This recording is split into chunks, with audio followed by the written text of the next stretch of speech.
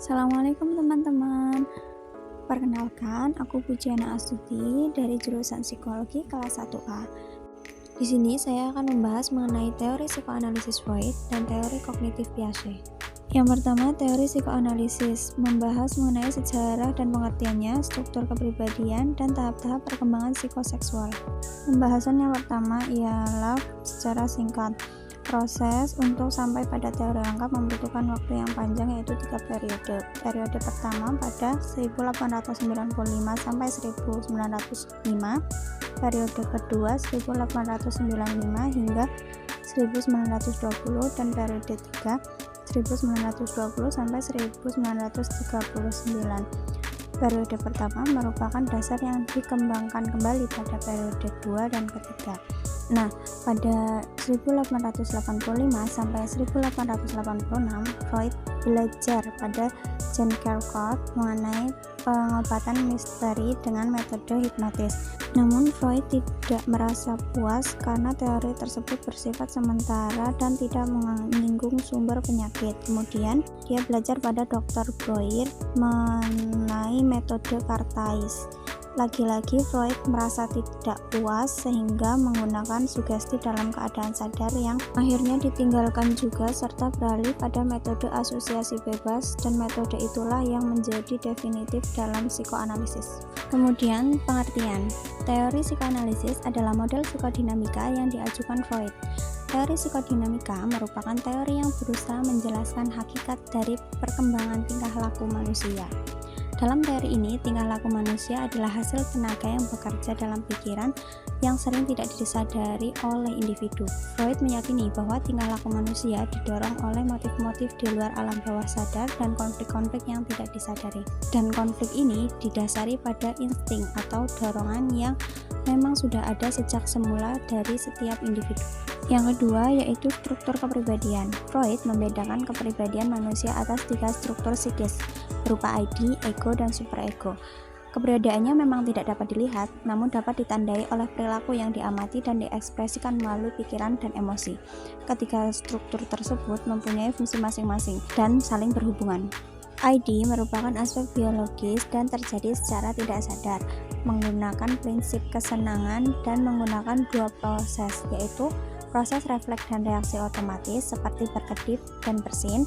Yang kedua, proses berpikir primer, di mana imajinasi dan fantasi yang bekerja. Kemudian ego adalah struktur kepribadian yang berkaitan dengan tuntutan realitas karena menggunakan prinsip realita. Yang terakhir adalah superego yang menggunakan prinsip moral, di mana memutuskan benar atau tidaknya sesuatu sehingga seseorang dapat bertindak sesuai norma-norma moral dan hati nuraninya. Ketiganya saling berhubungan karena ego adalah penyeimbang antara ID yang cenderung pada nafsu dan superego yang lebih cenderung pada hal-hal moralis. Yang ketiga adalah tahap perkembangan psikoseksual. Penggunaan istilah psikoseksual bertujuan untuk menunjukkan proses psikologis dengan adanya energi seksual atau kenikmatan yang dipusatkan pada daerah tubuh tertentu yang berbeda. Yang pertama, oral, usia 0-1 tahun, di mana bayi merasakan kenikmatan pada area mulut. Mereka akan mengunyah, menggigit, dan menghisap. Yang kedua, anal, pada usia 1-3 tahun. Kenikmatan terdapat pada lubang anus berkaitan dengan buang air besar. Yang ketiga itu palik, pada usia 3-6 tahun, berfokus pada alat kelamin. Anak mulai memberikan perhatian mengenai perbedaan laki-laki dan perempuan. Yang keempat, latensi, usia 6-12 tahun, di mana anak menekan semua minat mengenai seks dan mengembangkan keterampilan sosial dan intelektualnya. Dan yang terakhir, genital, usia 12 hingga dewasa, di mana anak berkembang kembali. Dorongan seks yang telah tenang pada usia latensi ditandai oleh kematangan fisiologis pada anak. Berikutnya teori kognitif. Di sini akan dibahas mengenai pengertian, konsep dasar, dan tahap perkembangannya.